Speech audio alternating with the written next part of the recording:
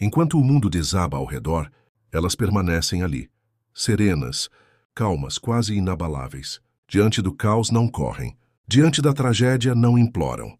Elas observam, respiram, escolhem e, de alguma forma que poucos compreendem, seguem em frente com uma paz que não se explica. Muitos chamam isso de frieza, outros de sorte. Mas a verdade é outra.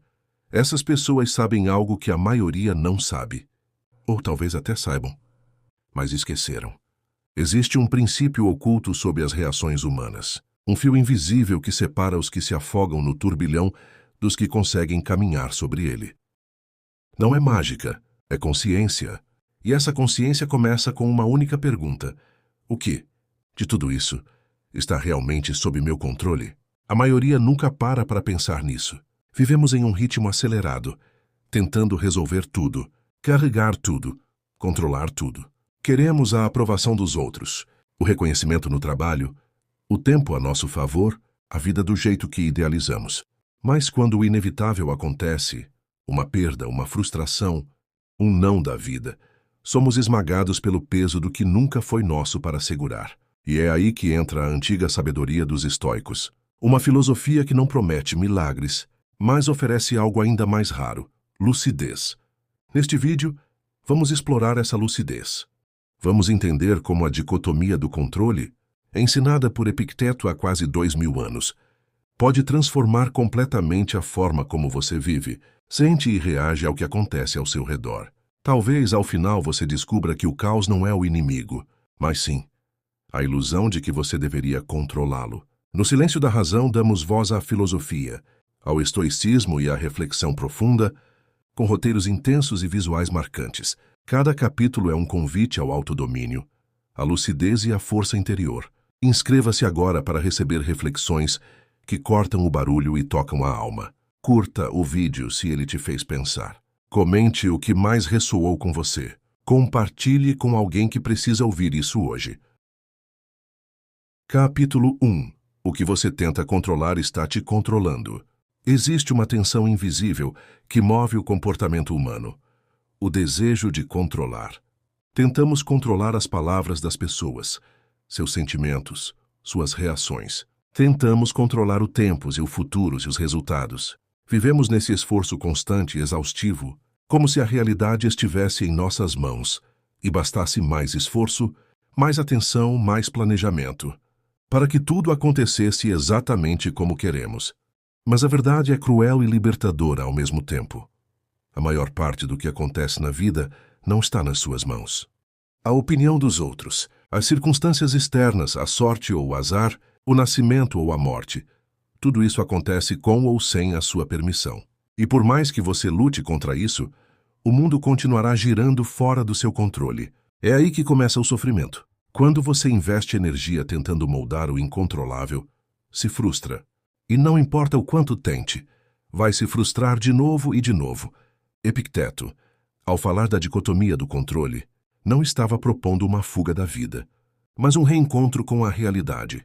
Ele dizia: há coisas que dependem de você e coisas que não dependem. Saber essa diferença é o início da sabedoria. Agir sobre aquilo que está em suas mãos é liberdade. Se revoltar contra o que não está é insanidade. O estoico entende que seu verdadeiro poder está nas suas escolhas. E por isso ele não desperdiça tempo tentando convencer quem não quer ouvir, mudar o que não pode ser mudado, forçar o que não é natural. Ele direciona sua força para dentro, para seus próprios pensamentos, atitudes e decisões. E com isso, cria uma estabilidade que o protege da instabilidade externa. Não é que ele não sinta dor. Ele sente, mas não se afunda nela, porque sabe que sentir é inevitável. Sofrer, porém, é opcional. Sofremos porque resistimos ao que é. Sofremos porque queremos que a realidade obedeça a nossas vontades. Mas ela não obedece. E nunca vai obedecer. A paz começa quando aceitamos isso. Capítulo 2. A armadilha da ilusão de controle. A mente humana tem uma tendência perigosa a acreditar que tudo está sob seu domínio, que, com esforço suficiente, é possível controlar o desfecho de cada situação, o comportamento das pessoas, o curso dos eventos. Essa crença é reconfortante, mas também ilusória. Ela alimenta a ansiedade, a raiva, a frustração. Porque, inevitavelmente, a vida vai mostrar que você não tem tanto poder quanto imagina. A chuva cairá quando você queria sol. O amigo vai embora quando você mais precisa dele. O projeto perfeito vai desmoronar na última hora. E o que resta quando tudo foge ao controle? Resta o desespero ou a lucidez. O estoicismo escolhe a lucidez. Ele não nega o caos, não finge que tudo ficará bem por mágica. Ele apenas mostra que, em meio a tudo que se move lá fora, ainda existe algo firme, você, sua mente, sua escolha diante do inevitável. Epicteto dizia que o homem é livre quando entende que pode ser dono de si mesmo, mesmo quando não pode ser dono do mundo. É uma ideia simples, mas poderosa. Você não pode impedir que alguém te ofenda, mas pode escolher não se ofender.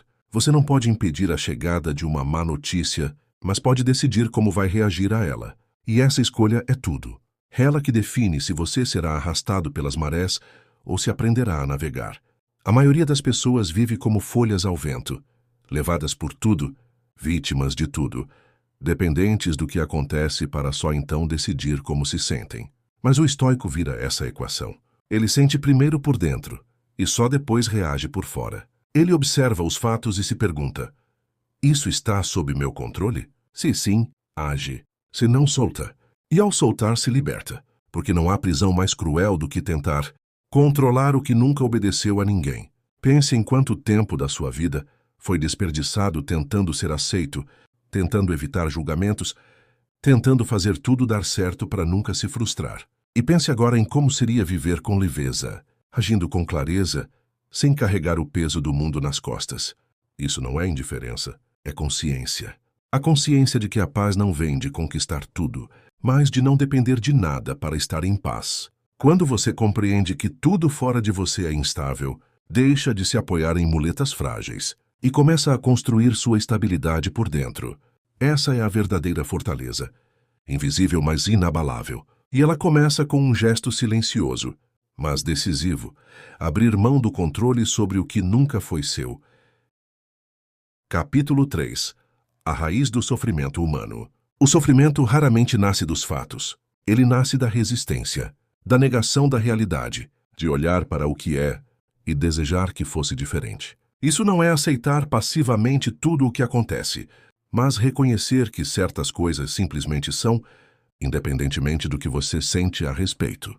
A chuva cai, as pessoas vão embora, os erros acontecem, a vida muda sem pedir licença. E enquanto você luta contra isso, você sangra. A verdadeira ferida não está no evento em si, mas na expectativa quebrada. O estoico sabe disso. Ele não sofre por antecipação, nem prolonga a dor por apego. Ele sente, ele vive, mas não se aprisiona, porque ele aprendeu a distinguir dor de sofrimento. A dor é inevitável. O sofrimento é opcional. Está na forma como você interpreta a dor, está na história que você conta a si mesmo sobre o que aconteceu. Está no quanto você se apega ao que não depende de você. É duro ouvir isso, porque responsabiliza, porque tira o poder das circunstâncias e o devolve às suas mãos. Mas também é libertador. Significa que a sua paz não precisa mais depender de fatores externos, que você pode encontrá-la mesmo em meio ao caos. Os estoicos nos ensinaram que não é o mundo que nos perturba, mas a nossa visão sobre o mundo. E se isso é verdade, então mudar a visão muda tudo. Isso exige treino, consciência, coragem. Porque o primeiro impulso será sempre culpar algo ou alguém lá fora. Mas toda vez que você voltar para dentro e se perguntar: o que disso depende de mim? E você dará um passo a mais rumo à lucidez. É como tirar a venda dos olhos. O que antes era confuso agora se mostra simples. Você percebe que gastava energia tentando mudar o comportamento das pessoas, tentando prever o futuro, tentando evitar perdas inevitáveis. E tudo isso te drenava, te deixava refém daquilo que nunca esteve nas suas mãos. Ao perceber isso, algo muda. Uma espécie de tranquilidade se instala. Não porque o mundo parou de ser caótico, mas porque você parou de exigir que ele fosse diferente. E ao fazer isso, você para de se debater, para de se machucar. Começa a navegar com o fluxo, sem perder o leme da sua consciência. O sofrimento dá lugar à compreensão, à serenidade. E então você entende. O controle que você tanto buscava do lado de fora sempre esteve dentro, no seu julgamento, na sua reação, na sua escolha. Essa é a raiz, a origem. O ponto de partida para uma vida mais leve, não uma vida sem problemas, mas uma vida onde os problemas não te esmagam, onde as emoções existem, mas não te dominam, onde a lucidez se torna o seu refúgio. Essa lucidez não se compra, não se ensina de forma direta, mas ela floresce toda vez que você abandona a ilusão de que precisa do mundo para estar em paz, porque a paz verdadeira não depende de mais nada além de você mesmo. Capítulo 4. A liberdade interior e o silêncio escolhido. Há um momento em que o ruído do mundo se torna insuportável. Notícias, opiniões, julgamentos, urgências. Tudo grita. Tudo exige reação. E nesse turbilhão muitos se perdem. Confundem movimento com progresso, barulho com relevância, agitação com vida. Mas os antigos, os sábios, os que enxergavam além das aparências, sabiam de algo que esquecemos. O silêncio é uma escolha. Uma das mais poderosas que alguém pode fazer. Não o silêncio da omissão, mas o silêncio da consciência. O silêncio de quem aprendeu a não responder a tudo. De quem entendeu que nem toda provocação merece atenção, nem toda crítica merece resposta, nem todo medo merece crédito. É nesse silêncio que mora a verdadeira liberdade. Porque quem precisa reagir a tudo é escravo de tudo.